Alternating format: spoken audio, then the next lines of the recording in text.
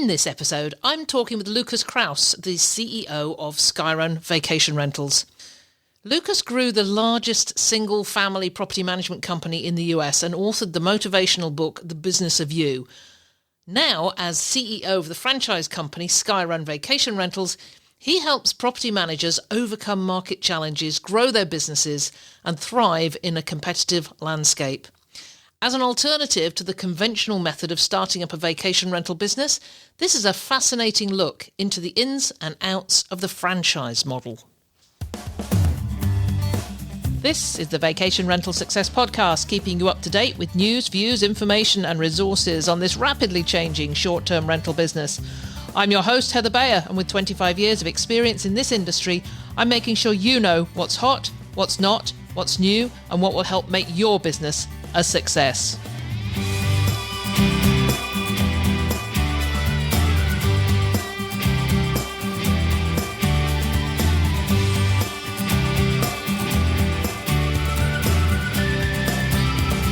Well, hello and welcome to another episode of the Vacation Rental Success Podcast. This is your host, Heather Bayer, and as ever, I'm super excited to be back with you once again. So I've been out in town this morning, and it always strikes me as I'm driving through my little town of Huntsville, and that's Huntsville, Ontario, not Huntsville, Alabama.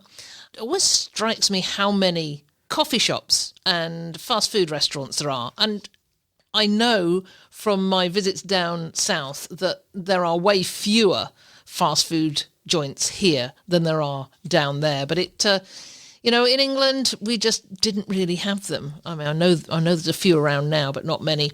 But in my Canadian world, there's a Tim Hortons coffee shop on just about every corner. And I'm always amazed. I'll go out and say, oh, it's another Tim Hortons. And I've always been fascinated by franchising. You know, why people get into it, the benefits they have and the challenges they undoubtedly face in maintaining a standard set by the franchisor. So I can walk into a Timmy's in any part of the country, ask for a steeped tea with single milk and know it will be just as good in Newfoundland as it is on Vancouver Island. And if you know my obsession with tea, I do know the difference between a well-steeped or well-stewed cup of tea. And Tim Hortons always produces a well-steeped cuppa. So that aside, today's guest brings a wealth of experience and insights into the world of vacation rental management and franchising. And over the last year or two, we've heard a lot about the concept of franchising as it relates to our business. And there's some really well-known and notable companies helping entrepreneurs step into a property management role in this way. Of course, we know what this entails. We know the passion that needs to be behind it all and the hard work that it takes. So I'm really interested in what it takes to be a franchisee. Because I'm sure when people go into franchising a Tim Hortons or even a McDonald's, they may not be interested, particularly in the product. They're simply out there to create income. But our business, to me, is so different. So I want to know how much experience is needed before someone decides they want to build a successful business in property management. I mean, do they have to have been a property manager before or have owned homes, or maybe they don't need any experience whatsoever? I don't know. We're going to find out. Lukas Krause has been the CEO at SkyRun Vacation Rentals since mid-2021.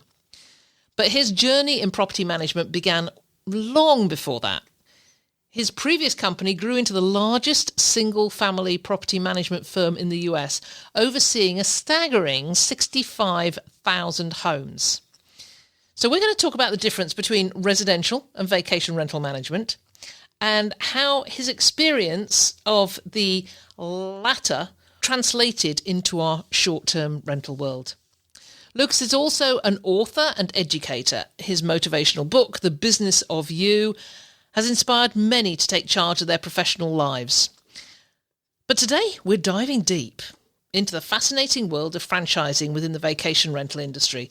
We're going to explore how this model can be a game changer for property managers looking to grow their businesses and navigate the challenges of today's market.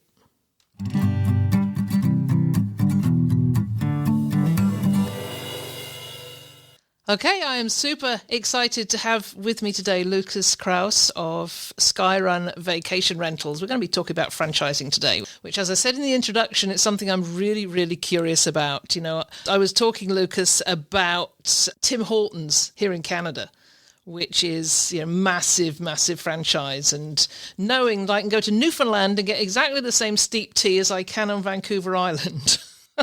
And that's the magic of franchising in that context anyway. So we'll be coming to that. So welcome. Thank you so much for joining me.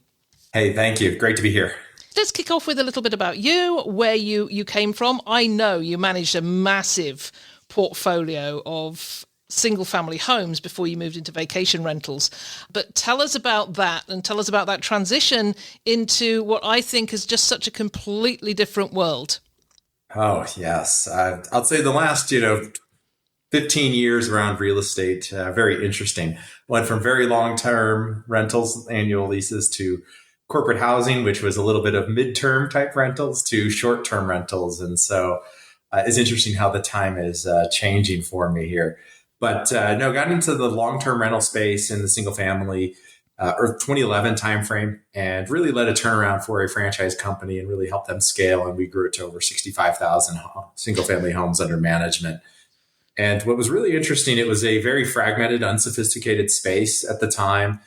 We came in with really high-end service for our homeowners, taking care of their assets and really trying to find those right tenants and fitting what we were trying to do with each of these homes and having great partners there. So I think we had a great formula where we were able to add a lot of value, not the low cost provider, but provide high value. Mm-hmm. Then spent a little time after that business got sold in the corporate housing space. And if people who aren't familiar with corporate housing, that's really, people getting relocated or on assignment, and usually are there for average 60, 70 days. Mm-hmm. And so not the same velocity as a short-term rentals, as you would see here, and with our average stay maybe being 4 to 6 days in most markets. But what's really interesting, I took that through COVID, and that was quite challenging, as you can imagine, because all that's tied to business travel. And we were able to, get the business through to the other side and really thriving today. Been in the short-term space now about 3 years, and when I got to SkyRun, it was really similar to what we saw in 2011 in the long-term space. Very fragmented, local kind of competition, but a huge investment in data, technology, and this tidal wave. And as you know, post-COVID, everyone was jumping in the space. It was very attractive. And so I know we'll dig deeper into maybe what's going on at a macro level, but you can see the byproduct now of all this investment, all these people jumping in because it's a hot space to play in. I know. Up here in Ontario, I thought we were come 2021 and everybody's wanting to buy and invest and put what they've bought and invested in into the short-term rental market. And it was, I remember that it was a year of at least one owner inquiry every single day. And we'd never seen anything like it. And they were all looking for the same thing. There's this real high return because they'd invested right at the high end. I remember going out to see a property with an owner who was seeing his property for the very first time. He'd bought it sight unseen, and he was going to view it for the first time with me in tow. And I remember crossing my fingers thinking, I do hope this is rentable. It's eerily similar to what I saw in the long-term space after the housing bubble. Individuals were upside down on the homes, and so their expectations of what rent was more about what their obligations were. Yeah. And we saw the same thing with housing values going up. We have a lot of late investors coming into the short-term space, and they're hoping, that the home's going to generate $100,000, $150,000 to cover their costs. And you're like, it's not going to cover quite that. Especially as we've seen a little bit of cooling in the demand, especially in those shoulder seasons, right? People are now kind of, I'd say, selling back to a norm, even though we're well above where we were in 2019. It's off some of those peaks. And obviously when people entered here in the last couple of years, they entered at really a high entrance point when it came to price. Yeah, I know this. I sold, my company sold in 2022, which was... opportunistic. Yes, maybe. It was a great time to sell. Kudos to you. But let's stick with the short-term rental market now. So property managers, I hear a lot from property managers on LinkedIn, on forums, on Facebook groups that that they're struggling. There is no doubt there is some downturn at the moment. There's some, maybe not so much a downturn, but slowing, as we were just talking about, because people are still impacted by what affected them in those hyper years, let's call them. But what do you see as the biggest hurdle for these small property managers right now? I think there's more competition because, as we talked about, there's more inventory that came on. And so if you're not on your game when it comes to pricing, merchandising it on Airbnb and Vrbo, and really making sure the home jumps out, it is a little harder to stand out because inventory has gone up. As you mentioned, people are buying homes. This was a space people ran into. Even people converted single family or long-term rentals to short-term rentals. So I think you have more inventory with a slight headwind, and it's just putting more pressure on individuals to have their game together. And as you know, a lot of people entered this space with big hopes, but they were kind of lagging behind everyone else. And so they're just cutting their teeth and learning. So they're struggling if they're not doing a great job on the integrations with, most notably Airbnb and Vrbo on those channels and merchandising well.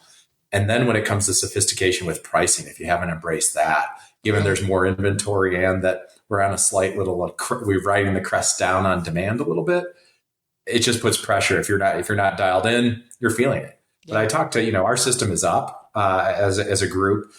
We've been big advocates of growing our inventory and really staying on top of pricing to make sure we're managing occupancy. We did not want to be a late mover on pulling, nightly rates just because you could see it. And so I think the byproduct of that has allowed our system to be up. But we've also stayed on our game to make sure we can stand out, and our properties do. So your properties are spread out. Your franchises are all the way across the US. Correct. Give me some examples. Oh, so we have, from Kiawah Island in South Carolina down to Sarasota, Florida, all the way to Orange County, San Diego, California, and everything in between. And the properties, the companies themselves, how large are they? How, on an average, how many properties, how many employees? So starting out, most people come in because they're usually leaving corporate America to start a business, start with zero.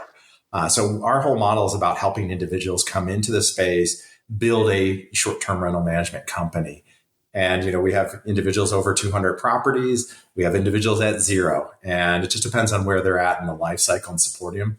And I know you can appreciate, the average in ours, right, in across the country is most people are in that kind of 15, 20 range and have a nice little business. And I think as a group, we're well above that average because we have individuals who are pretty ambitious, but it's a blessing and a curse. You can make a nice business at 15, 20 properties, and you have to have the ambition to kind of push through, get to 30, 50, 75. And, at 100 properties, they are very meaningful businesses, but the operational complexity gets a little harder too. I remember a number of years ago, I interviewed a couple who ran a small company on the Sussex coast in England. And they had deliberately said, we will never go up more than 50 properties. That was it. That was their ceiling. And they were super, super happy with the way they knew all their owners. They knew their guests because they came back over and over again, and they were comfortable. And then I talked to others who is just like I'm heading north of 350 now and going for my first 1,000. And the business changes. It's dramatically different at each phase. And, that 10, 15, 20, you're in the operations, you're running it, likely in a general manager, you have a team. As you get over that 20 market, it really evolves to more almost a departmental model. You have a team. 50, that's when you start to hit the inflection point with a lot of velocity, and you got to get your systems and processes dialed in. And then you get to that 100, which is kind of that next pivot point, is a pretty material investment when it comes to staff, infrastructure, and technology. Because just given the velocity of these businesses, it just puts more and more pressure on having everything dialed in, because, you go from a few hundred reservations to a few thousand a year. Those are completely different businesses. So I want to talk about franchising itself in a moment, but help me out on something, because my company was direct book from the very, very beginning. I mean, we started in 2003. So there wasn't much else out there but direct booking. And I've been in the industry since 1998 anyway. So, that's really all I knew. But a lot of, there was a comment on my Facebook group a couple of weeks ago from somebody talking about being a property manager. But then when we teased it out, they were actually co-host. So how do you see that sort of Airbnb co-hosting business? Is there a big gap between that and actual property management, or is co-hosting property management in itself? I know this industry, we get into these arguments about how we term things like short-term rentals or vacation rentals or Airbnbs. But how do you feel about branding? Yes. Yeah. So what about co-hosting versus property management? I think co-hosting is kind of property management light, right? It's almost like a la carte, where certain elements of the property management you're not taking on. I think that can almost be more challenging, as you know, and not having some of the control elements to kind of own the process from end to end. And as you know, the farther extreme as you get to co-hosting is kind of some of the lease arbitrage, and that can obviously get very complex as you're managing that. And now you have a lot more exposure when you have kind of that lease. So to me, we provide, and really our specialty is end-to-end property management. We found that works well, and we try to be really selective on the homes we choose and the homeowners to fit our model. We are not the low-cost provider. We try to provide the best value. We believe we can provide a great experience. Our system average is just under 4.9 stars out of 5, with over 600,000 previous guests. And we're really thoughtful on our integrations, and we believe we can generate more income from homeowners. Mm-hmm. So we try to be very selective and thoughtful, just like you're a couple in Essex. We do want to grow, but we also want to grow the right way with partners to kind of fit into the model. Yeah. Okay. Let's talk about franchising then. What, I mentioned Tim Hortons, and that's clearly a franchising model. What is franchising in short-term rentals or vacation rentals? What's it all about? And how does it sort of fit into the mainstream? The way we view it is, we're training and support organization. We're helping individuals have the dream of business ownership, get into the business of short-term rentals. So our whole goal is to provide an end-to-end solution and turnkey support to launch that business. So that means from basic training of starting out. Most of our locations are individuals who come in know nothing about short-term rentals. So we have our boot camp. Then there's, we're training on every aspect of the business of client acquisition, marketing, business development with a sales trainer, all the way through, the operations using the software behind the scenes, to working with data scientists and revenue management. And we take them through this whole learning continuum. And once they get up and launch with homes, then they have business coaches that are working with them and support them. And the nice part of a franchise model is you have part of a national brand that advertises, but you also have 600,000 previous guests that we remarket to. And just as you talked about with your business being direct booking, a third of our bookings come from direct. And that comes because we provided a great experience and we can remarket to them. So really, we're there as a support. And I'd say the last and most important thing also is you're part of a community. Being part of the trade associations are great. There's a lot of value in there, but it helps when you have peers who are looking out for your success and they care for you and they're not viewing you as competition. And so the idea sharing and the best practice, our network really breeds just great operations and supporting each other. Mm-hmm. So if somebody's thinking about franchising, where do they actually start? What is the first step? SkyRun.com is probably the easiest place to find us. And then our franchise development team will walk them through. It's a 10-step process and trying to understand what their business objectives are. And we're really open about what the cost is, what it's really going to take to launch and succeed.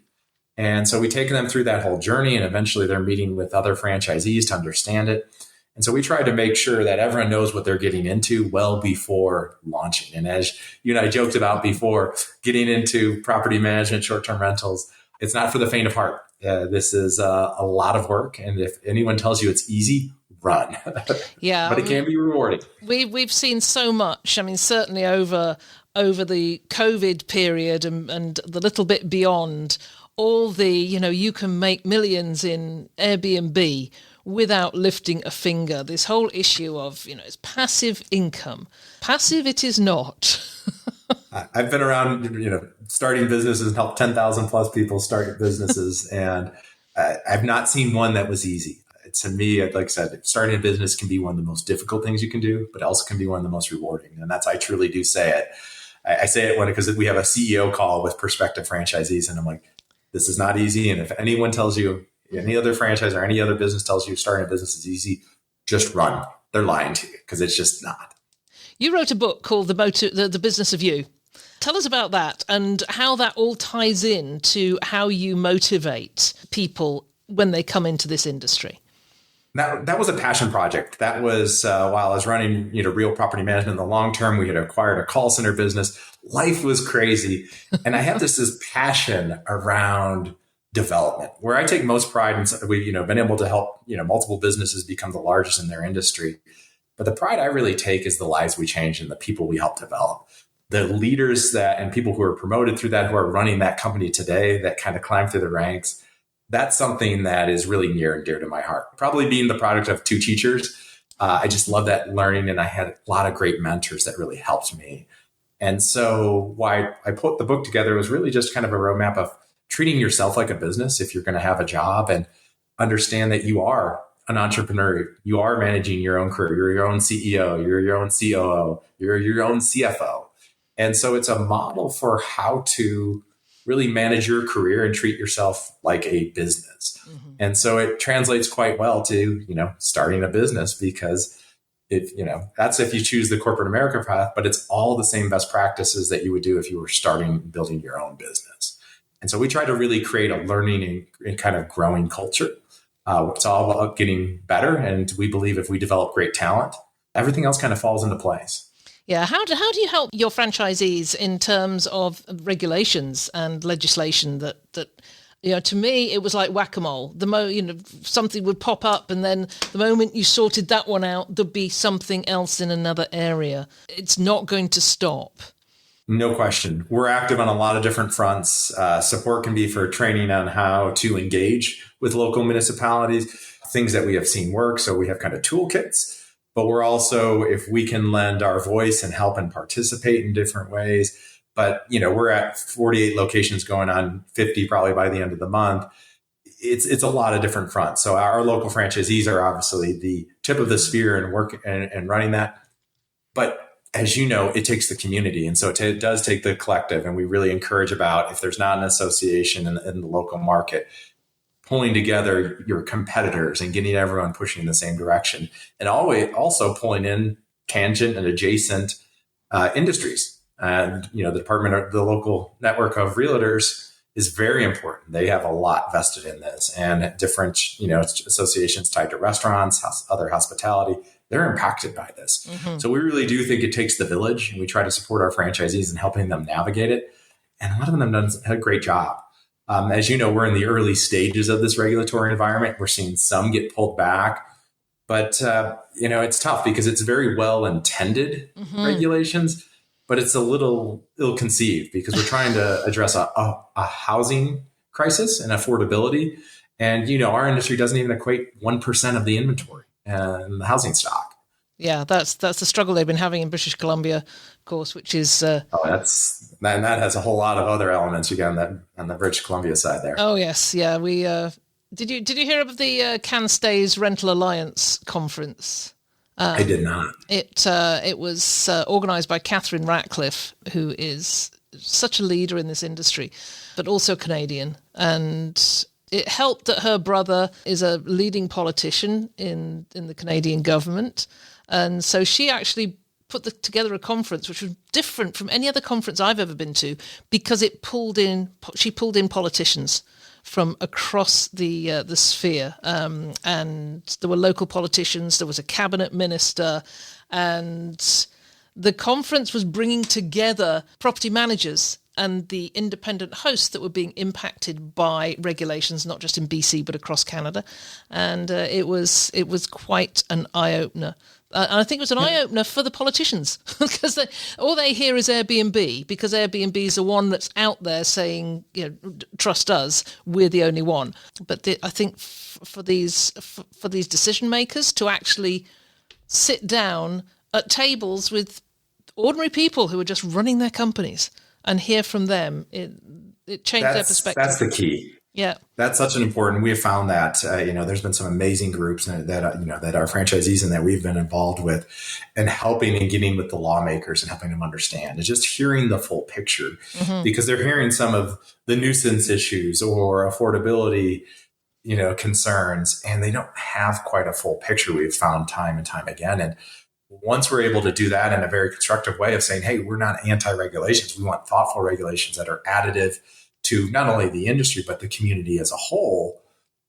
Let's figure this out. And they understand that when lawmakers get a fuller picture, there's better outcomes. They truly do understand that this is not just simple like, this is bad, this has to go away. And it's really easy for people to categorize things just black or white. And you're like, no, it's far more complex. And we do care about the, housing prices. And we do care about that because that is important for our broader economy. But this industry supports so many other livelihoods when it comes to restaurants, bars, ski resorts, you name it, are tied to this industry. And so it's so important to understand the economic impact and maybe some of the unintended consequences of maybe limited thoughts when it comes to regulation. Yeah. I think more conferences or more events such as the one that Catherine put on across North America would probably be very, very helpful. Agreed. But yes, I mean, I came onto that because of we always encourage anybody that's in property management to get a seat at the table. I mean, Dana Lubner from Rent Responsibly is she even has this little chair lapel badge now, which she gives to the people who've got their seat at the table. And I think, that is really something great to aim for. I want my seat lapel badge. And they've been an amazing group in helping lead the charge on a lot of fronts for our industry. And so we are grateful for them and their efforts. Exactly. So back on franchising, why would somebody choose, if they're thinking about getting into the business, there is probably hefty cost involved in becoming or joining a franchise, whereas they could do it themselves. I mean, I did way back in 2003. I came out from England. I had no clue about I had a couple of properties that I rented out, but I had no clue about how you managed a property management company. And I started from the ground up, and it was tough. But then there was nobody out there that you could ask for help in those days. Everybody kept everything close to the chest, and they didn't network and share like they do now. But what would make somebody now decide to go the franchise route rather than the traditional way of starting a company? There are a number of factors when you look at this. First foremost is managing out risk. You look at the success record, and the track record of franchises versus starting your own business. It's quite significant, the difference of your likelihood to succeed. I believe it's something like 90% of the businesses that are launched that are not, just not affiliated to a franchise don't make it through the first year. And so you're looking at trying to manage out that element of risk because you have a proven model, process, and system. And then also you have a group behind you that is really vested in your well-being.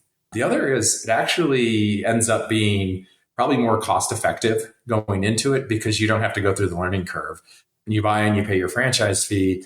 But what do you get with it is all of your marketing collateral. You get your website, you get training, you get, really your business launched. And so that it accelerates that learning curve and help, get you to a place of viability quicker. You're not going through and touching the hot stove and making those mistakes. Of course, you're going to make them, but it minimizes those down where it takes less of an impact on that ramp up of viability. And it really ends up being more beneficial to, your bottom line. So do you have any stories you could share about somebody who did start up from zero and has done really, really well?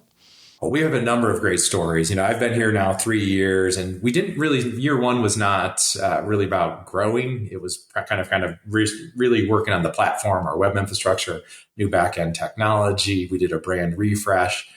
And I'd say, so we got a lot of folks who've come in just last 2 years, but we have individuals who are, less than 2 years in that have already eclipsed 40 properties. We have one that's not even through training yet in Utah, and they're already over 20 properties in, their first 5 months of operating. And so those are, I'm not saying as averages or norms, but we've got people who really have hit the ground running, and I have built some very impressive businesses in short windows.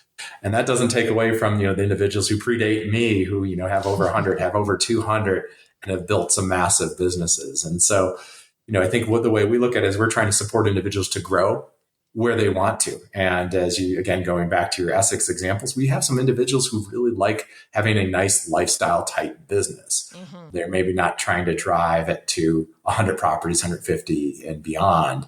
They're looking at, they want a certain segment of the market. They want to have a certain staff size, and they kind of continue to top grade their properties while not maybe growing their top line revenue, but not adding to the portfolio. So I talked this morning, I did an interview with Lorraine Woodward of Becoming Rentable, which is, so Lorraine is an accessibility advocate. And we were talking about accessibility and properties that cater for not just disabled people, but people with cognitive issues, for the baby boomer generation that is getting older. And there's some amazing statistics that came out of that discussion. 26% of the US population has a disability of some sort. That's 1 in 4. And we were talking about how this is a massive opportunity for property owners, property managers to gain some market share. So what is your view on accessible properties? How do you talk to, what do you talk to your franchisees about in terms of their properties being accessible? It actually starts even earlier. If you have to go to your website, there's ADA compliance you have to have on just visually. And so obviously you want to be compliant. But what I think is really interesting is I still think that's a segment that is just kind of, I'll say blossoming, but starting to develop. Mm-hmm. We've seen different niches where people have these wild homes, but like entertaining homes with all these games and backyard activities and standing out. And I think as our space is now growing, you're starting to see these lanes and these niches develop. And obviously that's a very important category. And I think part of that will probably come in regulations of having some minimum standards across the board, but not quite regulated yet here in this sharing economy. So I do think there'll be probably opportunity for us as an industry to raise our standards. But I do think that is a great place to stand out. As we were just talking earlier about the inventory has grown immensely. How do you stand out and how do you cater to those different segments? And I say that's a niche, but it's a growing and large niche that needs to be, cared for and tended to. And so I think there's probably things to be very opportunistic. Mm-hmm. Obviously, you have different sets of inventory that might be limited just based off geographic location. You're talking about being in a ski town in Breckenridge, Colorado, that, a lot of stairs, maybe, that those things might not be as accommodating, but that doesn't mean you can't have others in your portfolio that are more accommodating and that you really play that up, mm-hmm. how you merchandise the home. Yeah, it was really interesting discussion. I'm creating some spin-off podcasts at the moment. One of them is going to be about finding your niche, and accessibility is in there, as is sustainability. I've talked to some amazing people who are building businesses that are marketed as sustainable.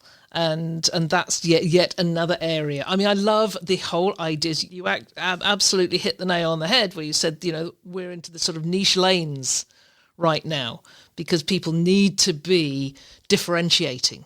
Another one, and you talked about outside amenities, pickleball is now massive. Talking here as a pickleball enthusiast, when I get off this interview, I'm heading straight out to play pickleball. But it is, so not just for those of my generation, but the average age of a pickleball player is actually 36. So it's growing massively. And I heard somebody say the other day, don't put a swimming pool in, put a pickleball court in. Because firstly, it's less money. And secondly, there's more people that want to play pickleball on vacation than want to swim in a pool. So, sorry, kids. A lot less liability. Well, there's some liability, as you know. There's a lot of small pickleball injuries. There are some quite major pickleball injuries I have a friend that I play pickleball with. Her daughter is an emergency room doctor and says, the amount of pickleball injuries that comes in has just risen dramatically over the last couple of years. So yes, there are some liabilities. If you're going to have a pickleball court, you make sure it is top notch. Let's tip back to franchising a bit. What about, there are some myths, I'm sure, some misunderstandings about franchising. What are they? What do people come to you with objections about franchising, and how do you deal with them? We don't run into too much when it comes to misconception. And again, most people who are coming to us are looking to start a business and are familiar with kind of the concept of franchising. But often it's trying to understand, like, what does that really mean? What do you provide? And it's defining those lanes where we provide all the tools, training, support, but it's your business to run. And so maybe a common misconception we'll hear is like, well, you're not going to generate bring me all the leads. You're not going to close. You're just not handing me business. Well, no, that's kind of not the model. It is like anything. This is real estate, and this is very local. And having that, you're going to have the tools, you're going to have the training, you're going to have the support, but it really does become part of being the part of the local community and the local network to really grow. So I'd say that's usually an area of clarity, or where we have to add some clarity to help people understand really where the lanes are, because it is their business. It is it's franchise. It is your business. We have just a shared interest, and you're using systems, branding and support of the franchise, but it's yours to run and yours to really grow and prosper. I love where we're at in this space. I think you can appreciate it. You've got a great perspective of our industry, and given how much it's grown, it requires a level of sophistication. And one of the advantages of some of the larger players, they have access to data, a database of previous guests, and access to pricing tools. But if they're they try to centralize activities, they're missing the heart of the business. Right. The local operators can outflank every day, because that's what it is. It is a people business. It's high touch. And franchising is kind of that perfect cross section of having access to bigger systems and data while having that local touch and that local ownership. And so that's where it ties in very well. We really push, because I think that allows us to be the best of both worlds, where we are, we have that local touch, but we also have access to that data, that customer base, and are able to, I think, provide better outcomes, not only for the guests, but for our homeowners who, bought these homes and want to still use them a little bit. So what about constraints? I talked at the beginning about Tim Hortons, and I can buy my steep tea in Newfoundland, and it'll be exactly the same as when I buy it on Vancouver Island. So do your franchisees, I'm not going to say, yes, I am going to say, do they feel constrained by the standards that you lay on them? What are the things that they cannot do and things that they must do? And how do you address those, or how do they address them? Lay a little context for you and the audience is probably helpful. So food concepts are very rigid, and in general, they're going to have the most regulated. You have food safety. They're going to be, everything and required where those vendors, because you want that consistent. And you go the other extreme, almost like real estate brokerage, like a Remax, Century 21. They're providing very loose systems and marketing materials. They do more than that, but it's just, they're the other end of the spectrum. Service brands kind of fall in the middle. In property management, we have, recommended systems, processes, recommended vendors, and allow localization and kind of flexibility around it. As a group, I think we have an opportunity. We don't require a lot as our system, but as we look at when it comes to kind of the linens, the towels, the sheets, the kind of the toiletries and things, that's probably where we'll continue to evolve and have a little more refined consistency across. Mm-hmm. But outside that, it's just a guest experience. That's probably what we obsessed about the most. That has created a virtuous cycle. That has allowed us to get a third of our bookings coming back from direct bookings. So for us, and where the restrictions are of, if you're not showing up with great guest reviews, what's going on? Is it the wrong property? Is it not a good home? Or your process is not right? Because we want to uphold the brand and the brand experience. Even though, we're around 1,400 properties and growing, it's still just such a small subsection of a much bigger industry. And to us, it's about being able to provide better experiences so that we can have that advantage of repeat guests and people coming back because they remember us and they had a great experience. So in general, your franchisees have fairly free hand in how they run their businesses in terms of operations and hospitality. Yes. Yes. And, I think there has to be a beach experience is a little different than what you're going to have at a ski resort or, a traveler going to, Dallas, Texas. Yeah. There's different things we're catering to for that. And so you want to make sure the guest is a little different and what you want to have for the experience and what you want to tailor it to them more so. So I run a training company. You do a lot of training. How does that, how does that work? Do you have people come to you? Do you do online courses and things that they can dip into and dip out of when they need it? Yes, and yes. We have, we look at training as a continuum. We're kind of continuing education. We have online courses to build kind of foundational knowledge. Then we have them come into Denver and dig deeper into the business, learn the SkyRun universe of all tools and resources. And then we have, one-on-one coaching when it comes to sales training. And they have a onboarding specialist who's meeting with them weekly.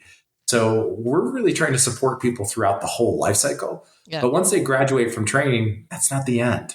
Have a business coach who's meeting with them on a quarterly basis. We have power webinars where we do trainings on a monthly basis. And that could be a topic relevant to the business, or it could be just something in general. Let's talk negotiation. And so we try to create really an environment of learning and growing.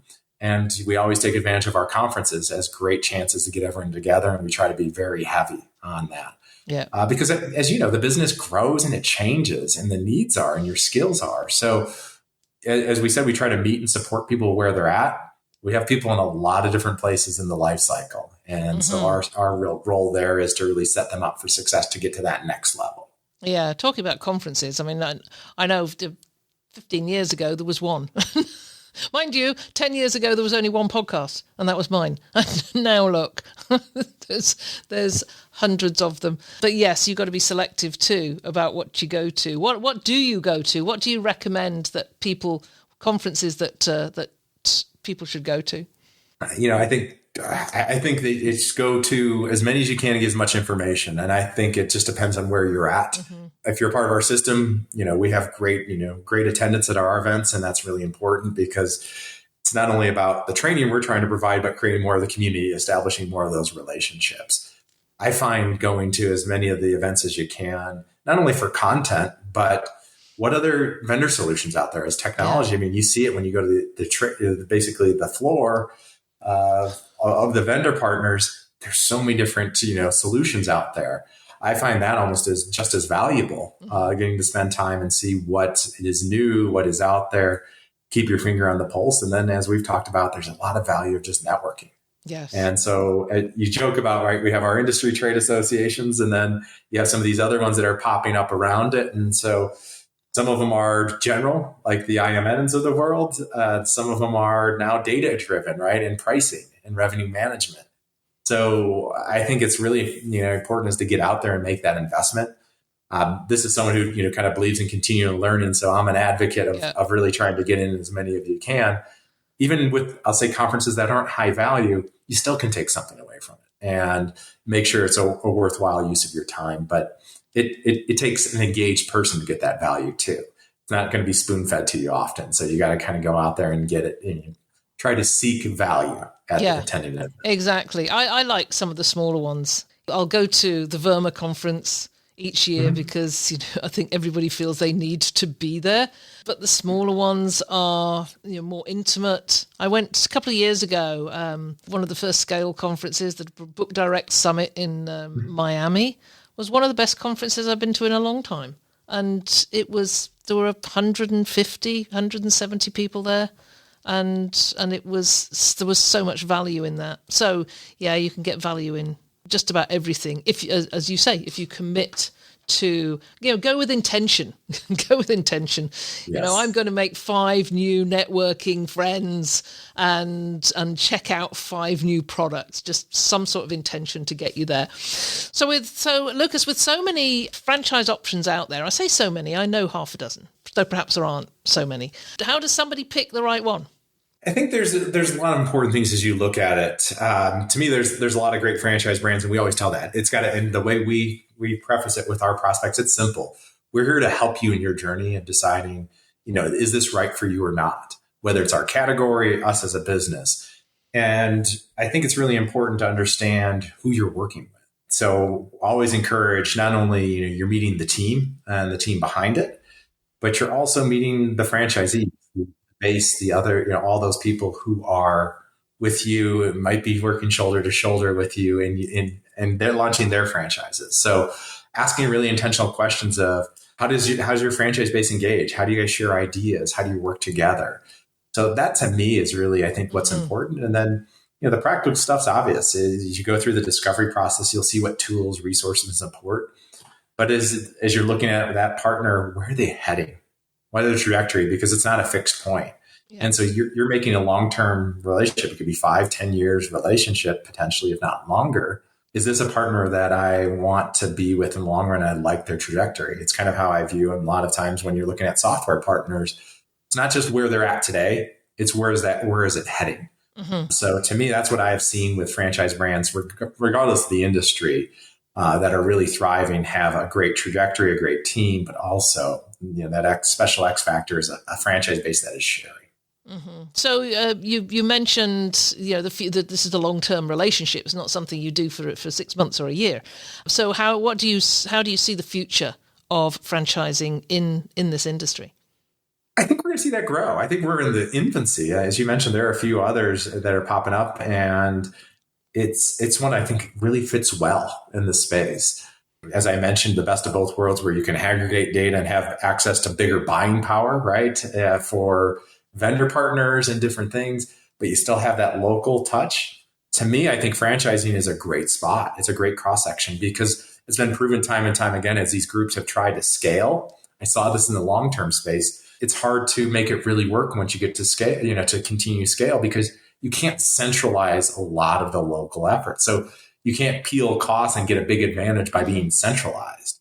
And so franchising seems to be that kind of perfect blend of local kind of touch, feel, support with bigger data and bigger access to resources and buying power. So I honestly think it's going to be more prevalent.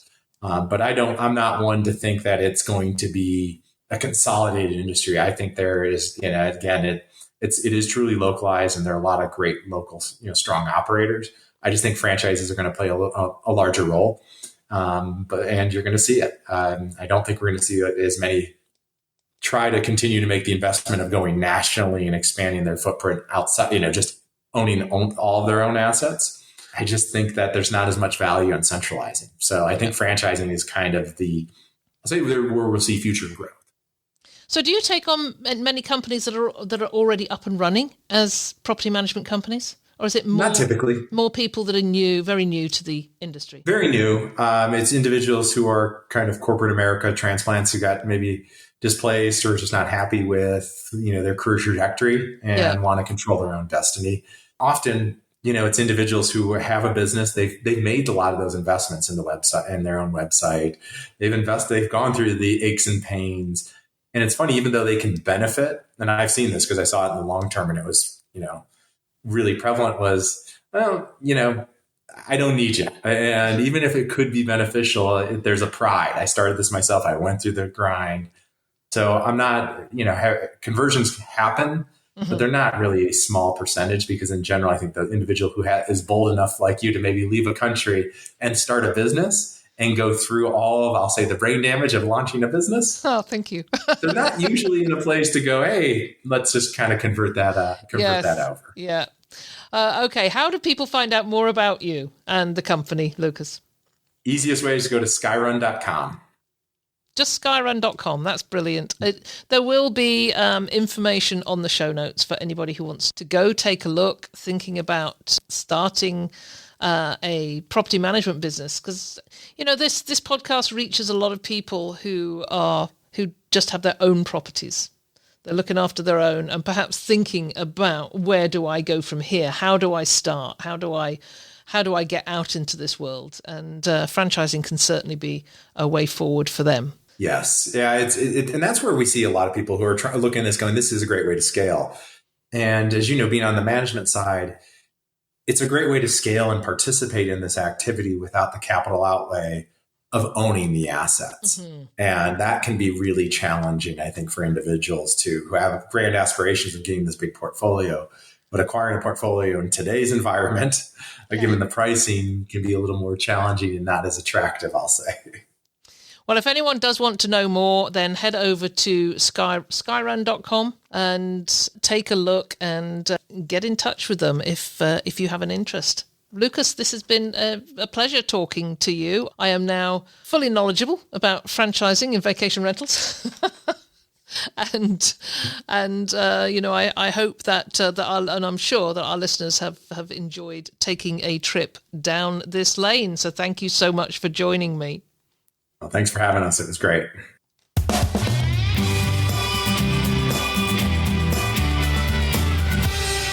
Well, thank you, Lukas Krause. That was great. I am knowledgeable now about franchising.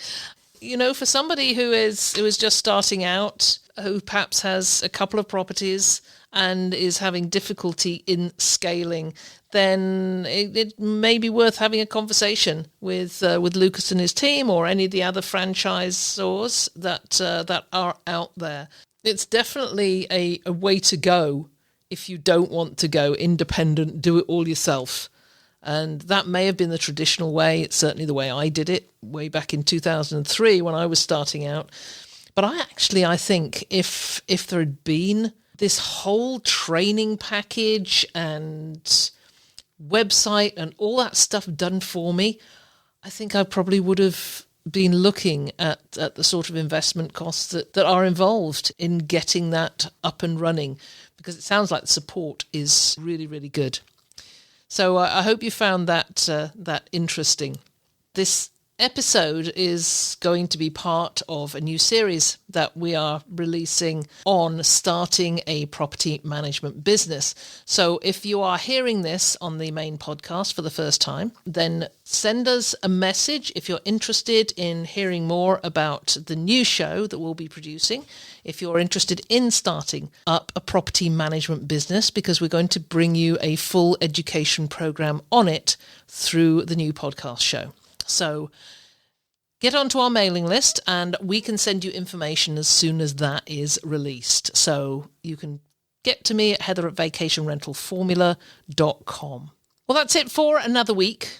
Gosh, these weeks are going fast. Before we know it, summer will be over. I can't believe it's only 4 or 5 weeks now to Labor Day and the end of the summer. Just going crazily fast.